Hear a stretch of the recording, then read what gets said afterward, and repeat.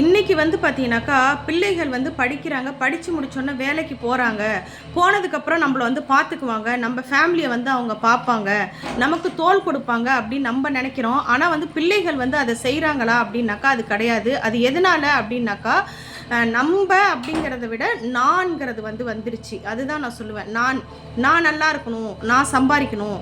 நான் பைக் வாங்கணும். நான் கார் வாங்கணும். அடுத்தது நான் வந்து வீடு வாங்கணும்.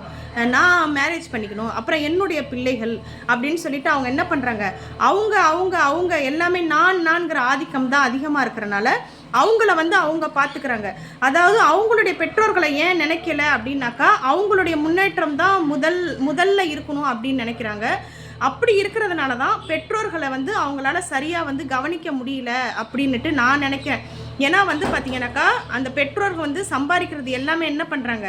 அந்த பிள்ளைகளுக்கு வந்து எல்லாத்தையுமே செலவு பண்றாங்க. பிள்ளைகள் வந்து கடைசி காலத்துல நமக்கு செய்வாங்க, திரும்ப நமக்கு பார்ப்பாங்க அப்படின்னு நம்ம நினைக்கிறோம்.